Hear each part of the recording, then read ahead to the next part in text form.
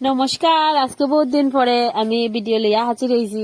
অতদিন ভিডিও দিছি না, একটা অসুবিধার লিগা। তো আজকে আমি গেছি আমার বাবার বাড়ি গিয়া ট্রেনের রাস্তার কাছে একটা সজনা গাছ দেখছি।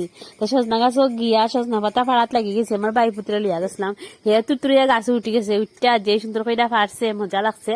এরপরে রাস্তার মধ্যে দেখুন হে কি সুন্দর লইয়াইতেছে পাতা লইয়া বাড়িতে গেছি। বাড়িতে ইয়া পাতাটির ভালো করে জুটাই লিছি, একটা একটা করে ছুটাইয়া এরপরে এটাকে খুব ভালো করে ধুই লিছি।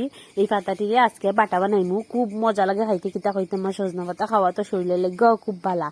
তো প্রথমে শুকনা মরিচ বাজি লইছি, এরপরে কিছু রসুন আর পেঁয়াজ সাইড করে কাটতে রাখছিলাম, আর ফুকমরিচ সব তারে বালা করে তখন বাজি লইছি। না বাজলে আবার এটা খাইতে মজা লাগতো না। এরপরে সজনা পাতাটিরেও একটু লবণ দিয়া সজনা পাতাটিরেও বালা করে বাজি লইছি। ওই দেখুন মানে অত বাজা লাগতো না, হালকা হালকা একটু বাজা না করলে খাইতে মজা লাগে না। বাজার পরে এরপরে বাটাবাটির ফালা। তে আমি পারছি না, আমার বৌদিরে লাগাই দিছি বাটাবাটির। তো আমার বৌদিয়ে বাটতে পারে, মশলা খুব বালা, এটা লেগে বৌদিরে লাগাই দিছি বাটার। তো বৌদিয়ে দেখুন মশলা বাটা লইছে একদম। বাটার পরে কিতা কইতাম, খাইতে তো মজা লাগছে। একদম ফুলাবান থেকে দৌড়িয়া বড়রা খাইতে পারছে, কিন্তু একটু জাল হয়েছে, ফুলাবানে অল্প অল্প খাইছে। আমরা বড়রা তো কিতা কইতাম, এটা এরকম একটা বর্তা থাকলে ভাত গরম ভাতের লগে এটা একতাল ভাত খাওয়া এটা ব্যাপারই নাই।